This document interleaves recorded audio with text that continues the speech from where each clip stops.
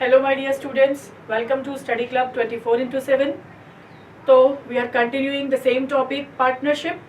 इसका first part हमने last lecture में किया था और उसी सेम टॉपिक को इस लेक्चर में भी हम करेंगे कंटिन्यू और इस लेक्चर के बाद पार्टनरशिप का टॉपिक हमारा हो जाएगा over.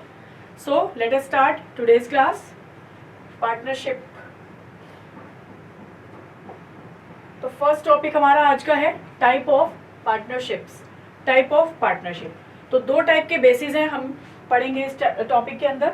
On the basis of duration and on the basis of liability. Duration के बेसिस पर और लायबिलिटी के बेसिस पे. ड्यूरेशन के बेसिस पर हमारी जो पार्टनरशिप है वो है दो टाइप की, partnership at will and particular partnership. Partnership at will and particular partnership. अब पार्टनरशिप एट विल क्या होगा? विल यानी हमारी मर्जी से. पार्टनर्स जब चाहे अपनी मर्जी से इस टाइप की पार्टनरशिप बना सकते हैं और उन्हीं के विल से ये वाली पार्टनरशिप वो क्लोज भी कर सकते हैं. तो exist at the will of partners and ends when partners decide so. जब पार्टनर्स आपस में मिलकर डिसाइड करेंगे तो ये वाला पार्टनरशिप हो जाएगी वाइंड अप. सेकेंड हमारी पार्टनरशिप है particular partnership. Formed for a particular, नाम में लिखा पर्टिकुलर. जो पार्टनरशिप एक पर्टिकुलर काम के लिए बनाई जाए तो उस काम के पूरा होने पर इस टाइप की पार्टनरशिप ऑटोमेटिकली हो जाएगी wind up. Form for particular venture and ends at its completion. कोई भी काम, जैसे कि ब्रिज बनाने के लिए हमने कुछ पार्टनरशिप फॉर्म की, तो जैसे ही वो ब्रिज बनकर पूरा हो गया ये पार्टनरशिप हमारी हो जाएगी वाइंड अप. राइट. नेक्स्ट है हमारा on the basis of liability. First is general partnership. इसमें क्या होगा? Unlimited liability of all the partners.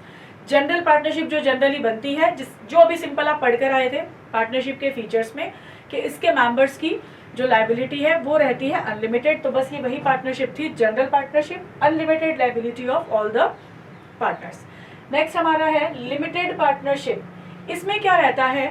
Partners की जो लायबिलिटी है वो हो जाएगी लिमिटेड. ये एक टॉपिक भी है हमारा LLP करके, लिमिटेड लायबिलिटी पार्टनरशिप. इसमें क्या होता है? ऑलमोस्ट हर पार्टनर की जो लायबिलिटी है वो रहेगी अनलिमिटेड, बट बीच में से एक पार्टनर हमें ऐसा भी रखना पड़ेगा जिसकी लायबिलिटी होगी लिमिटेड.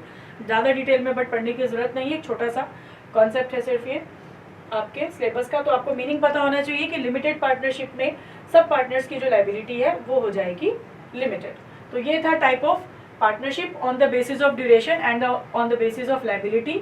ड्यूरेशन के बेसिस पर दो टाइप की है, partnership at will, particular partnership. Liability के बेसिस पर भी दो टाइप की, general partnership and limited partnership. Next हमारा टॉपिक है type of partners. Type of partners.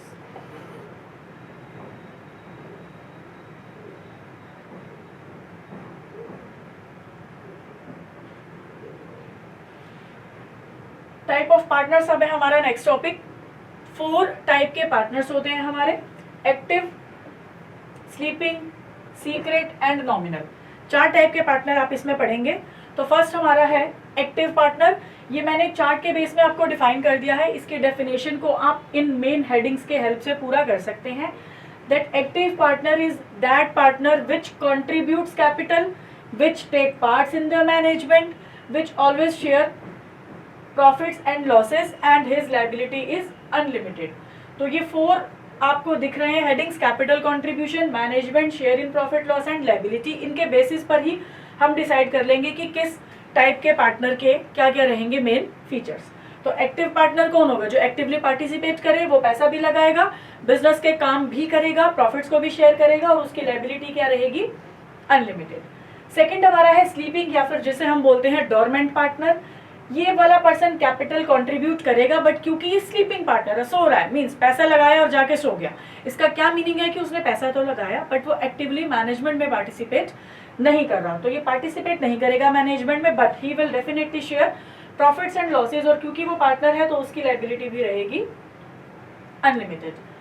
Third आपका है सीक्रेट पार्टनर. एक ऐसा पार्टनर जो पार्टनर है बट हमने उसे रखा है सीक्रेट. अब ये क्या करेगा? पैसा तो लगाएगा तभी वो पार्टनर बनेगा, तो कैपिटल कंट्रीब्यूट करेगा, मैनेजमेंट में भी पार्टिसिपेट करेगा बट सीक्रेटली करेगा. हम सामने से डिस्क्लोज नहीं करेंगे कि ये हमारा पार्टनर है, बट वो मैनेजमेंट में पार्ट लेगा, प्रॉफिट या लॉस भी शेयर करेगा और उसकी लायबिलिटी भी क्या रहेगी? अनलिमिटेड. सेकेंड हमारा है नॉमिनल पार्टनर. इसके आगे 2 फर्दर पार्ट है, partner by estoppel and partner by holding out. अब ये किस टाइप के पार्टनर है? नॉमिनल यानी नाम का। इस पार्टनर ने पैसा नहीं लगाया, इसने कैपिटल कंट्रीब्यूट नहीं की, ये मैनेजमेंट में भी पार्टिसिपेट नहीं कर रहा, ये प्रॉफिट्स को भी शेयर नहीं कर रहा, बट इसकी लायबिलिटी फिर कहाँ से अराइज हो गई? ये किस टाइप के पार्टनर्स होते हैं? जैसे कि मैं हूँ, बैंक में मैं लोन लेने गई, राइट, वो गारंटी मांगते हैं, मैंने किसी पर्सन को बोला कि आप प्लीज़ गारंटी ले लीजिए, तो वो बैंक में गया, उसने बोला हाँ हाँ ये मैम को आप लोन दे दीजिए और ठीक है, हाँ ये आपका जो भी अमाउंट है रिफंड टाइम पे कर देंगे। बैंक वालों को लायबिलिटी ऐसी गारंटी देने का क्या मीनिंग है कि in case I make default in payment, that person who has given the guarantee will be liable to make that payment. ये रहता है गारंटी के केस में। तो ये वही पार्टनर है जिसने गारंटी दिया। अब ये कैपिटल कंट्रीब्यूट नहीं कर रहा मेरे बिजनेस में, मैनेजमेंट में भी मैं ऐसे पार्टिसिपेट नहीं करा रही, प्रॉफिट लॉस भी शेयर नहीं करता, बट मेरी तरफ से बैंक के अमाउंट को पे करने में कोई भी डिफॉल्ट हुआ तो उसकी लायबिलिटी ऑटोमेटिकली अराइज हो गई। तो क्या है? Liable for the debt acquired by using his name. उसके नेम पे मैंने जितना डेट ले लिया कि हाँ ये पर्सन बैठा है, इसके बिहाफ पर आप प्लीज मुझे लोन दे दीजिए, तो वो पर्सन उस एक्सटेंट तक बन जाएगा उस अमाउंट को पे करने के लिए लायबल। तो ये 4 टाइप के पार्टनर्स हैं: active, sleeping, secret and nominal. I hope this topic is clear to you. Next हमारा टॉपिक है माइनर पार्टनर। ये पढ़ा था हमने वर्ड प्रीवियस लेक्चर में कि माइनर पार्टनर के बारे में मैंने आपको बोला था, बाद में हम पढ़ेंगे डिटेल में। अब ध्यान से समझना इस चीज को। माइनर पार्टनर जो है, हम माइनर पर्सन को अपनी पार्टनरशिप में एडमिट नहीं कर सकते, but minor can be admitted for the benefits of the partnership firm and he will be liable to share only profits. Loss के केस में हम उसको शेयर नहीं देंगे, राइट। तो ध्यान से, बस सिंपल सा मैंने पॉइंट्स में इसे डिफाइन कर दिया है।